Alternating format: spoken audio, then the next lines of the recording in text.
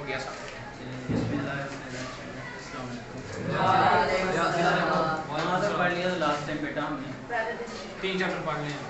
ये प्रॉब्लम सारी होगी हर चीज़ फिट फाट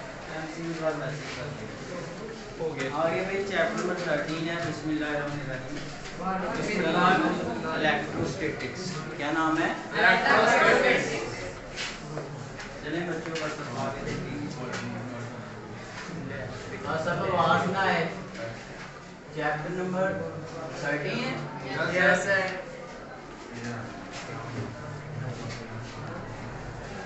इलेक्ट्रोस्टैटिक्स उर्दू में भी इसको यही कहेंगे इलेक्ट्रोस्टैटिक्स। इलेक्ट्रो शो करता है, समझ लें। एनर्जी को भी आप कह सकते हैं, आप चार्ज को भी कह सकते हैं, ठीक है। तो इलेक्ट्रो चार्ज, स्टैटिक्स रेस्ट। तो अगर कोई चार्ज रेस्ट पे पड़ा हो, भाई मैं समझ लें चार्ज हूँ और मैं इस वक्त रेस्ट में भी, यानी कि मैं आगे पीछे नहीं जा रहा, तो मैं रेस्ट वाला चार्ज हूँ ना। तो अगर आप किसी रेस्ट में पड़े हुए चार्ज की स्टडी करें, मुतालिया करेंगे भाई वो किस तरह के फिर बिहेवियर करेगा, क्या क्या वो मसले करेगा, क्या क्या हम उससे काम निकाल सकते हैं, ये सारी चीज़ें हम पढ़ेंगे। तो किसी रेस्ट में पड़े हुए चार्ज की जो स्टडी है उसे क्या कहते हैं? इलेक्ट्रोस्टैटिक्स कहते हैं। ठीक है बच्चों, ठीक है जी। तो सबसे पहले तो आपने इसकी डेफिनेशन याद रखनी है कि रेस्ट की हालत में पड़े हुए चार्ज का मुतालिया क्या कहलाता है?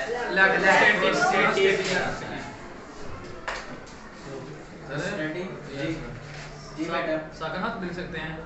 हाँ, साकन, रुके हुए को साकन भी कहते हैं। Study of charge at rest at साकन इज कॉल्ड इलेक्ट्रोस्टैटिक्स। सर ओसाका क्या होता है? साका नहीं होता, साकन होता है, साकन। बैटरी का नाम ओसाका वो वैसे ही नाम रखा हुआ है, उनको बताओ कंपनी का नाम है। चलिए बस आगे आगे मुझे पता लग रहा है आपको पंजाबी में आप क्या फीलिंग है आपकी। नहीं साका मुझे उसका भी पता, साका क्या होता है। साका तू नहीं, वो बैटरी है ना, वो भी चार्ज है। नहीं सर, चार्ज है ना, वो भी बैटरी है। तो साका का मतलब कि पता नहीं यार, मुझे साका का भी पता और मुझे साका का भी पता है। चलिए आगे है जी, इलेक्ट्रिक चार्जेस को पैदा करना कि हम चार्ज को पैदा कैसे कर सकते हैं? प्रोडक्शन ऑफ इलेक्ट्रिक चार्ज, पैदा,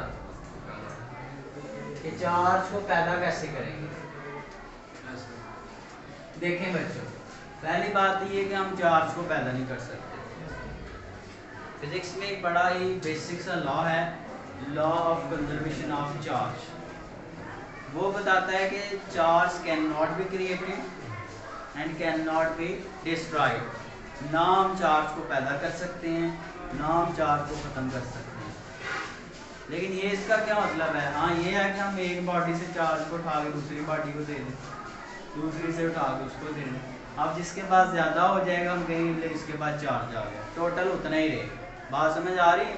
जिस तरह law of conservation of momentum नहीं है, law of conservation of energy है, ये मुख्तलिफ लॉज हैं। ठीक है बच्चों, तो वो कैसे पैदा करेंगे, यानी कि किसी बॉडी के ऊपर कैसे हम चार्ज लाएंगे, नेट चार्ज कैसे लाएंगे, उसकी बात करने लगी।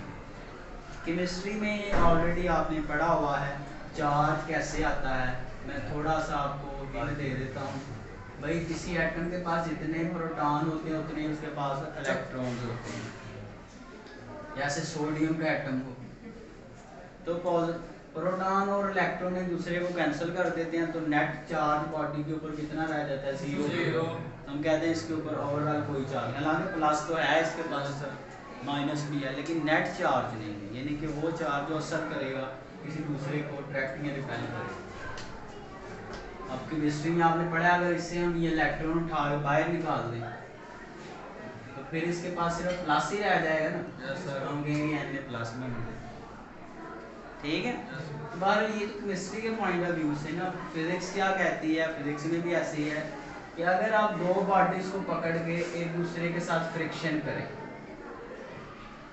दो बॉडीज को एक ये फ्रिक्शन ऐसे करो, तो उससे इन दोनों के ऊपर क्या आ जाएगा? चार्ज आ जाएगा। जी बड़े होते लोग हैं, आपको माइक नहीं लगाया यार। थैंक यू, चलें थैंक यू जी। अब देखें भाई, तो क्या है कि जब आप दो बॉडीज़ को आपस में फ्रिक्शन करते हैं, उनके बीच रगड़ते हैं एक जिस्म को दूसरे जिस्म के ऊपर, तो उससे उनके बीच में ट्रांसफ़र ऑफ चार्ज होता है। एक बॉडी अपने इलेक्ट्रॉन्स को दूसरे को दे देती है, ज़ाहिर है जिससे चला जाएगा, मैंने बताया उसके ऊपर प्लस आ जाएगा। एक्चुअली होता ही है। अच्छा, इसकी हम एक प्रैक्टिकल एग्जांपल भी देखते हैं कि ये कैसे। अगर आप कंघी लें, उसको कागज़ के टुकड़ों के पास करें तो वो अट्रैक्ट नहीं करेगी, लेकिन अगर आप उसी कंघी को बालों में फेर के ऐसे ऐसे फिर कागज़, अब आपने किया क्या, कंघी और बालों में फ्रिक्शन की है, रगड़े हैं ना, फ्रिक्शन हुई है, तो अब कंघी के ऊपर क्या आ गया, चार्ज। उस वजह से वो कागज़ को क्या कर रहा है, अपनी जानब कशिश कर रहा है। अच्छा जी, तो पहली बात तो ये कि हम यहाँ से कह सकते हैं कि हम दो बॉडीज़ के बीच में फ्रिक्शन करके उनके ऊपर चार्ज प्रोड्यूस कर सकते हैं। प्रोड्यूस करने का मतलब मैंने बताया कि शिफ्ट होता है एक से दूसरे की तरफ, ठीक है। अच्छा जी, अब आगे बढ़ेंगे भाई, फ्रिक्शन से हम चार्ज प्रोड्यूस कर रहे हैं। अब ये चार्ज के इससे आगे बढ़ेंगे तो चार्ज की ज़रा प्रॉपर्टीज़ हैं, खसूसियात। चार्ज की ज़रा जो प्रॉपर्टीज़ हैं, खसूसियात हैं, वो हम देखते हैं। तो पहली तो ये खसूसियत लिखी होगी कि भाई चार्जेस दो तरह के होते हैं, पॉजिटिव एंड नेगेटिव। यही लिखा हुआ है कि चार्जेस दो किस्म के होते हैं, मनफी और जमा, यानी कि प्रोटॉन प्लस वाला होता है और इलेक्ट्रॉन माइनस वाला होता है। अच्छा जी, इसके बाद आगे ये देखें, अल्लाह ने निज़ाम कायनात ऐसे बनाया है कि कुछ प्लस वाले हैं, कुछ माइनस वाले हैं, कुछ अच्छे हैं, कुछ बुरे हैं, और तीसरे न्यूट्रॉन होते हैं, वो कुछ भी नहीं होता उनके पास, है कि नहीं, वो ना अच्छों में है ना बुरों में है, लेकिन उनका एक बड़ा रोल होता है। इस तरह आगे भाई दूसरी बात कि जो सेम चार्जेस वाली बॉडीज़ होती हैं वो एक दूसरे को रिपेल करती हैं, यानी कि अगर दोनों बॉडीज़ के ऊपर प्लस प्लस हो तो दोनों एक दूसरे को दूर दूर पुश करेंगी, धकेलेंगी, जैसे दो मकनातीस नहीं करते, उनमें तो चलें मैग्नेटिक फोर्स होती है, उसको छोड़ें। तो अगर दो बॉडीज़ एक दूसरे को रिपेल कर रही हैं, two bodies are repelling each other, तो हम कहेंगे कि बॉडीज़ के ऊपर क्या चार्ज है, सेम चार्ज है, यानी कि एक जैसा चार्ज है। समझ आ रही है बात की, ठीक है। दोनों प्लस प्लस वाली हैं तो दोनों एक दूसरे को क्या करेंगी, दफ़ा करेंगे। रिपेल का मतलब है दफ़ा करेंगे, ठीक है। अच्छा, अगर दो बॉडीज़ के ऊपर मुखालिफ चार्ज हो तो वो एक दूसरे को क्या करेंगी, अट्रैक्ट करेंगे, कशिश करेंगी, ठीक है बच्चों। तो ऑपोजिट चार्ज यानी कि अनलाइक चार्ज, मुखालिफ चार्ज, ठीक है बच्चों। मुखालिफ चार्ज वाली बॉडीज़ क्या करेंगी, एक दूसरे को अट्रैक्ट करेंगे, यानी कि एक प्लस हो और एक माइनस हो तो एक दूसरे को कशिश करेंगे, एक दूसरे की जानब खींचेंगे, ठीक है। अच्छा जी, इसके बाद आगे आगे क्या है, आगे सर इलेक्ट्रोस्टैटिक इंडक्शन, सर गर्मी है सर, तारीफ है और चार्ज किसी बॉडी की ऐसी बुनियादी खसूसियत है जिसकी बिना पर वो दूसरी बॉडीज़ को या तो अट्रैक्ट करता है या दूसरों को रिपेल करता है। ये तो वैसे ही हमें पता लग गया, ठीक है बच्चों। अच्छा, इसके बाद आगे है इलेक्ट्रोस्टैटिक इंडक्शन। अब मैं ज़रा आपसे एक बात पूछने लगा हूँ कि अगर आपने कंघी ली थी, आपने सोचा ही नहीं, आपने उसको कागज़ के पीसेस के पास किया, जब पहले अट्रैक्ट नहीं कर रही थी क्योंकि उसके ऊपर कोई चार्ज नहीं था, लेकिन जब आपने फ्रिक्शन की, बालों से रगड़ा उसको, तो फ़र्ज़ करें उसके ऊपर प्लस चार्ज आ गया, प्लस या माइनस में से एक ही होगा ना, फ़र्ज़ करें हमने कहा प्लस आ गया, कागज़ के टुकड़ों को तो नहीं आपने किसी के साथ रगड़ा, फ्रिक्शन तो नहीं की, तो ये कागज़ के टुकड़ों को तब भी खींचती ना जब उनके ऊपर क्या होता, माइनस, तो उनके ऊपर माइनस कहाँ से आ गया, है कि नहीं। अट्रैक्ट तब भी करेंगे ना जब एक प्लस और एक क्या हो, माइनस हो। कागज़ वैसे तो न्यूट्रल होता है, कागज़ न्यूट्रल होता है ना, उसको आप हाथ में लेके किसी करंट को लगाएंगे तो नहीं कुछ भी होगा, आपको न्यूट्रल है, उसके ऊपर कोई चार्ज नहीं। अच्छा अब होगा क्या, इसका आंसर अब सुन लें भाई। तो एक आपको मज़ीद आगे एक टॉपिक पढ़ाने लगे हैं जी, इलेक्ट्रोस्टैटिक इंडक्शन। नहीं, ये इसका आंसर है, शॉर्ट है, इलेक्ट्रोस्टैटिक इंडक्शन। उर्दू में भी इसको यही कहेंगे। बात थी इसकी समझे, बाद में आप इसकी बस डेफिनेशन याद रखिए।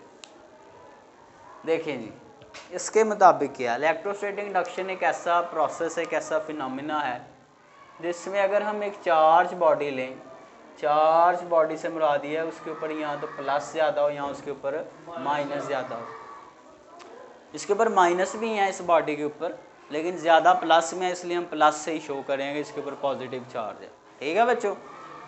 अच्छा, इसके सामने हम एक और बॉडी रख देते हैं, वो न्यूट्रल बॉडी है। न्यूट्रल से मुराद है उसके ऊपर जितने प्लस हैं उतने ही क्या हैं, माइनस हैं, यानी कि वो अनचार्ज बॉडी है, न्यूट्रल है। ठीक है, तो तारीफ ये बनेगी कि ये एक चार्ज्ड बॉडी थी और ये एक न्यूट्रल बॉडी थी।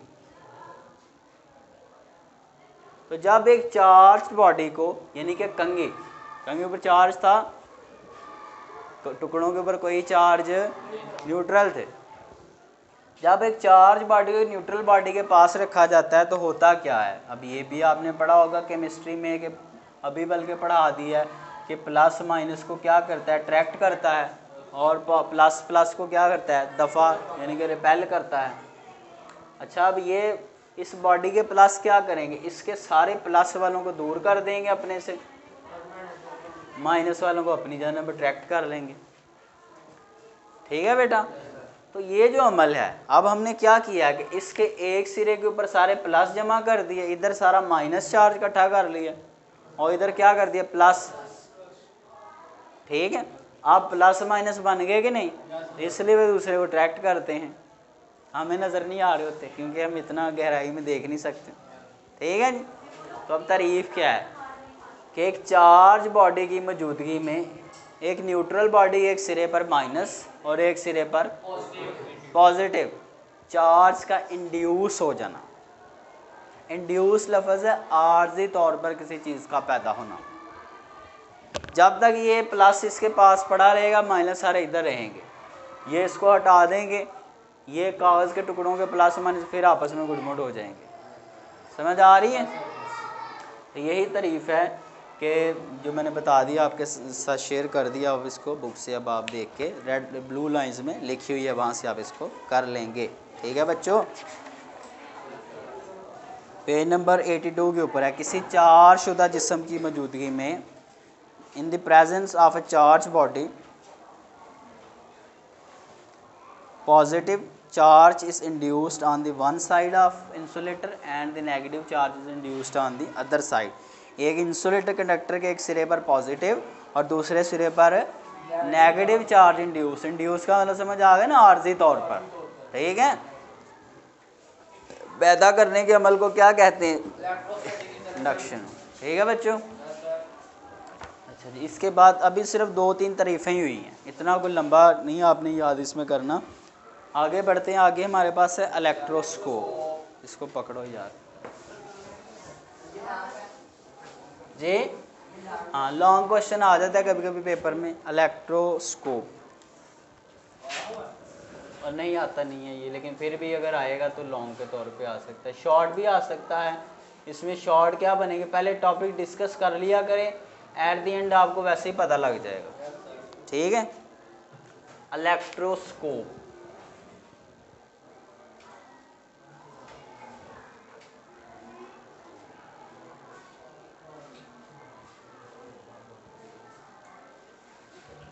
इलेक्ट्रोस्कोप क्या है, सबसे पहले तो इसकी डेफिनेशन यानी कि आप तारीफ़ देखेंगे कि इसकी तारीफ़ क्या है। बेटा आप ध्यान से बात को सुने, तारीफ़ इसकी ये है कि इलेक्ट्रोस्कोप एक ऐसी डिवाइस है, एक ऐसा आला है, एक ऐसा इंस्ट्रूमेंट है जिसकी मदद से हम किसी बॉडी के ऊपर चार्ज की मौजूदगी का पता लगाते हैं। समझ आ रही है भाई? अगर ये मार्कर है, मैंने पता लगाना कि इसके ऊपर चार्ज है कि नहीं, तो मैं किसकी मदद से लगाऊंगा? इलेक्ट्रोस्कोप की मदद से। समझ आ रही है?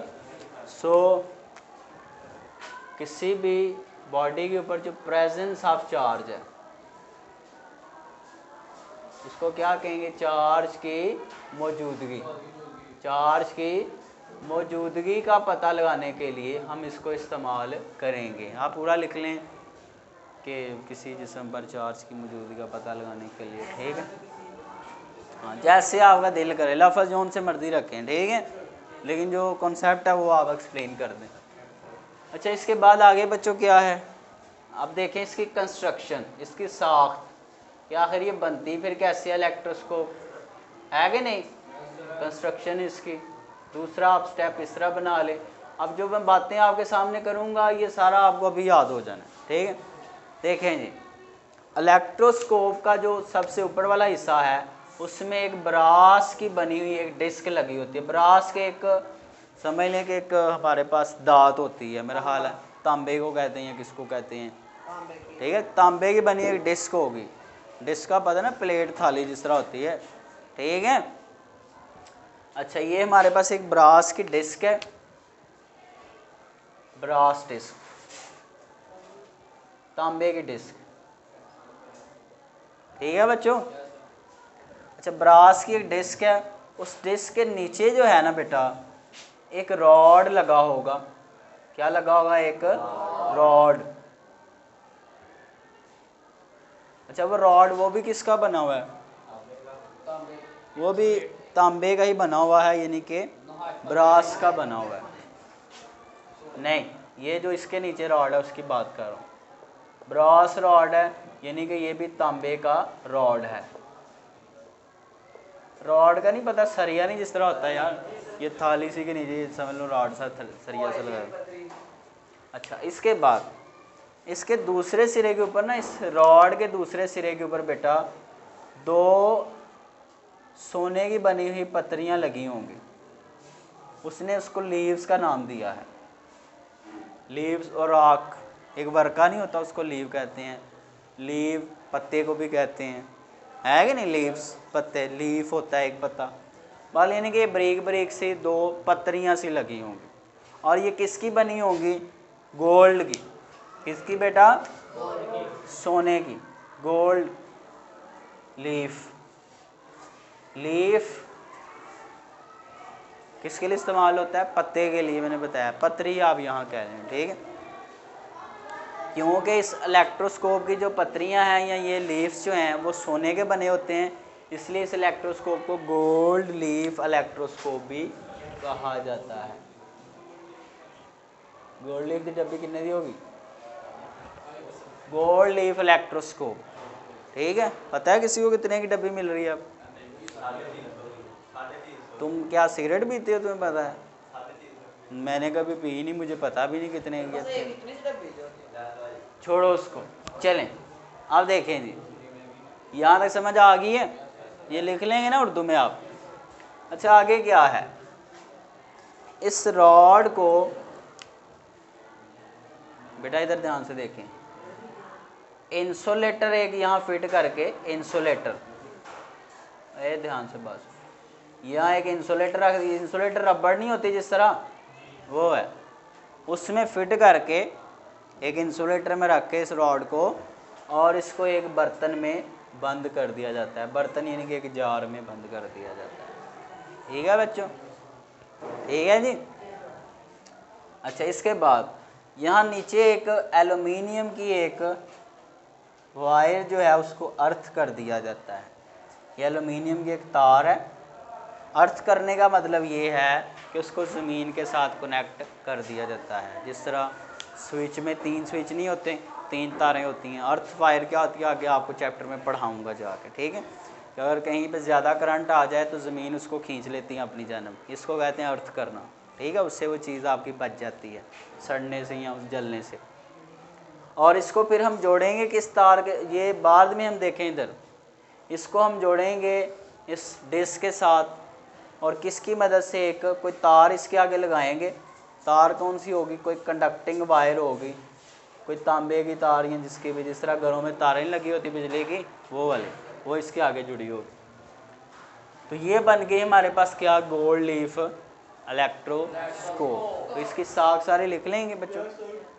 इसमें एक डिस्क होती है ब्रास की बनी, उसके नीचे एक एल्युमिनियम का रॉड लगा होता है, उसके दूसरे सिरे के ऊपर 2 गोल्ड लीफ, सोने की बनी हुई लीफ, 2 पत्रियाँ लगी होती हैं।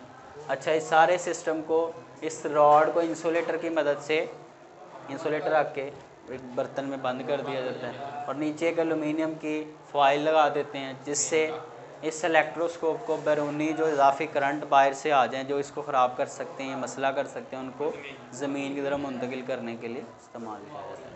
ठीक है बच्चों। इसके बाद ये थी इलेक्ट्रोस्कोप। अब हम पढ़ेंगे इसके इस्तेमाल। बड़े आसान है जी। ज़ाहिर अगर कोई चीज़ हम बना लें तो उसके यूजेस भी तो होंगे ना। अभी हमने क्या है, चार्ज की मौजूदगी का पता लगाएंगे, तो वही इसका इस्तेमाल है। ठीक है बच्चों। जब इसके इस्तेमाल देखें, पहला ये है कि किसी जिस्म पर चार्ज की मौजूदगी का पता लगाना है। ठीक है, तो बड़ा आसान है जी। देखें इधर, जिस भी बॉडी के ऊपर आपने चार्ज का पता लगाना है कि इसके ऊपर चार्ज है कि नहीं, इधर अब्दुर्रहीम, उस जिस्म को उठाएं और ला के इस इलेक्ट्रोस्कोप की डिस्क के साथ टच करें, इसकी डिस्क के साथ जोड़ दें, छुएं इसके साथ, जोड़ यानी कि ऐसे लगा दो यार ये। ठीक है, ये समझ लो डिस्क है तो ये साथ लगा दो, टच कर लो, छू लो, जो मर्ज़ी करो, जोड़ लो, एक ही बात है। ठीक है, उन्हें फ़िलहाल नहीं है जोड़ने में। ठीक, अब देखें, जब आप इसके साथ आप टच करेंगे तो नीचे जो इलेक्ट्रोस्कोप के लीव्स हैं और आग से हैं, वो बेटा समझ लें कि इस तरह ना मूव कर सकते हैं। क्या कर सकते हैं, ये नीचे जो पत्रियाँ से लगी हैं हिल सकती हैं ऐसे ऐसे।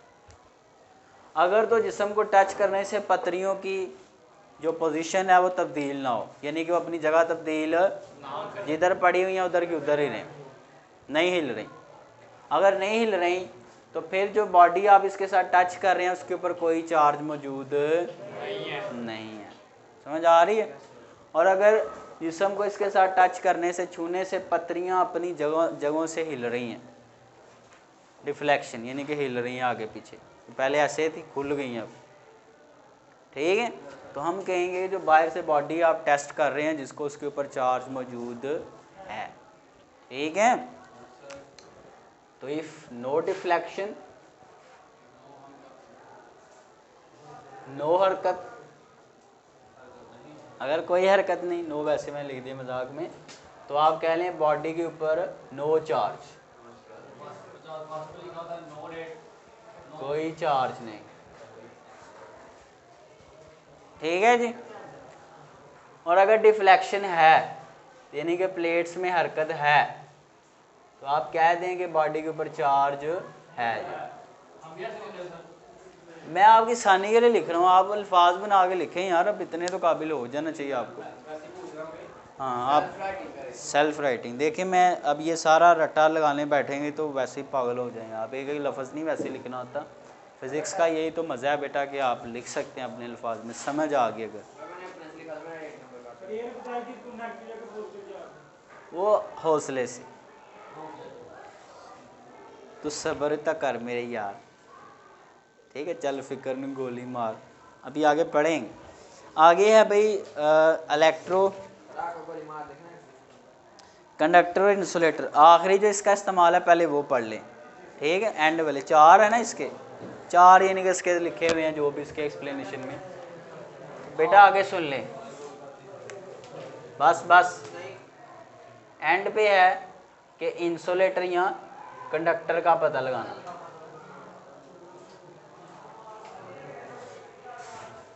बड़ा आसान है जी। फिर वही बात इधर पढ़ भी लिया, ये पढ़ना है अभी, इधर सुने, वो आसानी के लिए, क्योंकि इससे ये पहले से मिलता जुलता ही। ये भी फ़र्ज़ करें हमने इस इलेक्ट्रोस्कोप के ऊपर पहले से चार्ज रखा हुआ है, वो कैसे चार्ज आएगा अभी हम पढ़ेंगे। फ़र्ज़ करें इसके ऊपर पहले से पॉजिटिव चार्ज है, ठीक। देखें जी, अगर आप क्या करें, कोई बॉडी पकड़ें, पता लगाना है कि ये कोई कंडक्टर है, ये इंसुलेटर है, इसको टच करें इसके साथ।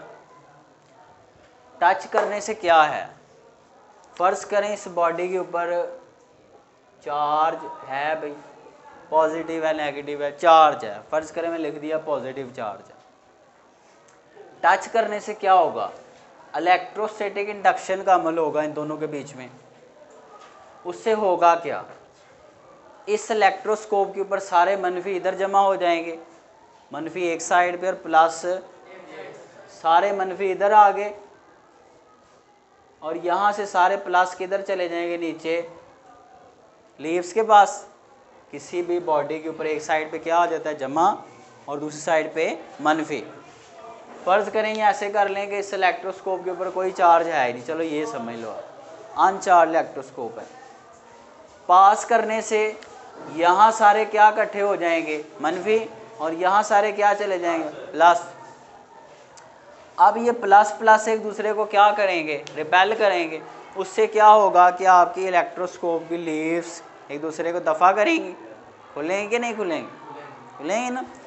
तो हम पता लगा लिए कि भाई ये पास करने से नीचे से हिलजुल रही हैं, तो इसका मतलब अगर तो हिलजुल हो तो फिर क्या चीज़ है आपकी, कंडक्टर है, क्योंकि चार्ज किसके पास होता है, कंडक्टर के पास ही होता है ना, ठीक है। केमिस्ट्री में आपने पढ़ा है इलेक्ट्रॉन्स होते हैं कंडक्टर के पास, इस वजह से उनमें करंट गुजरता है, हरारत गुजरती है। तो अगर तो कोई लीव्स में हरकत हो तो फिर चीज़ क्या आपकी, कंडक्टर है। और अगर छूने से यहाँ कोई हिलजुल नहीं है, इलेक्ट्रोस्टैटिक इंडक्शन का अमल ही नहीं हुआ, तो फिर क्या चीज़ है, इंसुलेटर। इंसुलेटर ऐसी चीज़ होती है जिसके पास चार्ज नहीं होता, ठीक है। अब तो रीम समझ आ रही कि नहीं, ठीक है बच्चे। अच्छा, जो आप कह रहे थे कि चार्ज का पता लगाना है कि कौन सा चार्ज है, उसकी भी बात कर लें। तीसरा ले हैं इसमें कि हमने पता लगाना है कि आया जमा वाला चार्ज है या मनफी वाला चार्ज। चार्ज की नौयत कि चार्ज कौन सी किस्म का है, जमा वाला है या मनफी वाला है। फ़र्ज़ करें जी, जो आप इलेक्ट्रोस्कोप ले रहे हैं, पहले तो इलेक्ट्रोस्कोप को चार्ज कैसे करते हैं, दूसरा पॉइंट है, पहले वो समझ लें ताकि फिर ये चौथा आपको समझ आए। पहले इस इलेक्ट्रोस्कोप के ऊपर कोई चार्ज नहीं है, हम चाहते हैं इस इलेक्ट्रोस्कोप के ऊपर कौन सा चार्ज आए, पॉजिटिव आए। पॉजिटिव आए नेगेटिव जो आपका दिल करे, हम पॉजिटिव चार्ज लेके आना चाहते हैं। हम इसके करीब लेके आएंगे एक ऐसी बॉडी जिसके ऊपर कौन सा चार्ज हो, नेगेटिव चार्ज हो। इलेक्ट्रोस्टैटिक इंडक्शन के अमल के तहत क्या होगा, यहाँ सारे क्या जमा हो जाएंगे, प्लस, यहाँ सारे क्या हो जाएंगे, नेगेटिव। अच्छा, अब इसके ऊपर होगा क्या, हम करेंगे क्या, एक सिरे के ऊपर प्लस, एक सिरे के ऊपर माइनस। ये केस समझ आ रहा है क्या कर रहा हूँ मैं, ये प्लस प्लस वाले की न्यूट्रल बॉडी है, उसके एक सिरे पे प्लस हैं, और अभी करेंगे तो एक पे प्लस एक पे माइनस हो जाते हैं ना। तो डिस्क के ऊपर सारे प्लस आ जाएंगे इलेक्ट्रोस्टैटिक इंडक्शन के तहत, और इधर क्या चले जाएंगे, माइनस। जब हम करेंगे क्या, इस कंडक्टिंग वायर का इस्तेमाल करेंगे और इस कंडक्टिंग वायर को जोड़ दें किसके साथ, इसके डिस्क के साथ। डिस्क से क्या होगा, यहाँ जितना भी जमा पड़ा हुआ है वो किधर चला जाएगा, ज़मीन की तरफ। पीछे सिर्फ क्या रह जाएगा, माइनस। तो वो सारी इलेक्ट्रोस्कोप के ऊपर कौन सा आ जाएगा, माइनस। तो हम कहें कि इलेक्ट्रोस्कोप को हमने कौन से तरीके से चार्ज कर दिया है, मनफी चार्ज इसके ऊपर लें, ठीक है।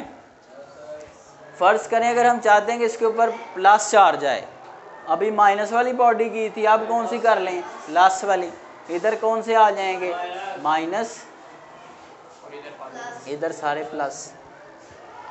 फिर से आप ये एल्युमिनियम की पतरी को इसके साथ जोड़ें तार लगा के, यहाँ से सारे माइनस किधर को चले जाएंगे, पीछे इलेक्ट्रोस्कोप के ऊपर बच सारे सिर्फ क्या आ जाएंगे, क्योंकि इधर से प्लस इधर आएंगे, सारे प्लस ही फिर बच जाएंगे। तो इसके ऊपर कौन सा चार्ज आ गया? पॉजिटिव। पॉजिटिव चार्ज आ गया। बात समझ आइए? अच्छा जी। अब फ़र्ज़ करें हमारे पास एक इलेक्ट्रोस्कोप है जिसके ऊपर ऑलरेडी कौन सा चार्ज है? सिर्फ पॉजिटिव चार्ज है। इलेक्ट्रोस्कोप को किस तरह चार्ज किया हुआ है? पॉजिटिव तरीके से चार्ज किया हुआ, पॉजिटिवली चार्ज इलेक्ट्रोस्कोप है। आप दूसरा को जिस्म इसके पास लेके हैं, फ़र्ज़ करें आपको नहीं पता इसके ऊपर कौन सा चार्ज है, आप पता लगाना चाहते हैं ना कि जमा है या प्लस है, चार्ज की नौयत। अगर तो जिस्म को पास लाएं, इसके पास भी प्लस, इस सारे के पास भी प्लस है कि नहीं? इधर से प्लस और इधर जाएं, क्योंकि ये प्लस प्लस को दफ़ा करके नीचे भेजेगा ना, तो उससे क्या होगा? इसकी जो पत्रियाँ उनके पास प्लस पहले से ज़्यादा आएगा ऊपर से नीचे, क्या करेंगे? दूसरे को दफ़ा करेंगे ना, तो इनके बीच में फैलाव ज़्यादा होगा। तो अगर फैलाव ज़्यादा हो रहा है, अगर पत्रियों के बीच में फैलाव बढ़ रहा है, फैलाव बढ़ना, तो उससे ये जाहिर हो रहा है कि बॉडी के ऊपर कौन सा चार्ज है? Positive charge. और अगर हम इसके करीब एक बॉडी लेके आए हैं, उससे क्या हो रहा है? फ़र्ज़ करें उसके ऊपर माइनस है, तो ये माइनस वाली बॉडी क्या करेगी? प्लस खींच के अपने पास लाएगी, इधर से भी प्लस आएंगे इधर। फ़र्ज़ करें पहले इधर 4 प्लस पड़े हुए थे, अब 4 में से 2 इधर चले गए, क्योंकि उसको ये प्लस माइनस वाला खींच रहा है। अब यहाँ से ऊपर चले गए, अब 2 रह गए हैं पीछे सिर्फ, तो 2 के बीच में दफ़ा वाली फोर्स भी कम होगी, 4 ज़्यादा दफ़ा कर रहे थे, ठीक है? तो पहले अब ज़्यादा दूर थी अगर पतरी, तो अब क्या आ जाएगी? पास आ जाएगी। इतनी ज़्यादा पास नहीं, लेकिन कम हो जाएगा पहले से। तो अगर तो फैलाव क्या हो रहा है? कम हो रहा है। फैलाव क्या हो रहा है? कम। तो हम कहेंगे बॉडी के ऊपर कौन सा चार्ज है? नेगेटिव। ठीक है बच्चों, अपना ख्याल रखें, खुश रहें, अल्लाह हाफिज़।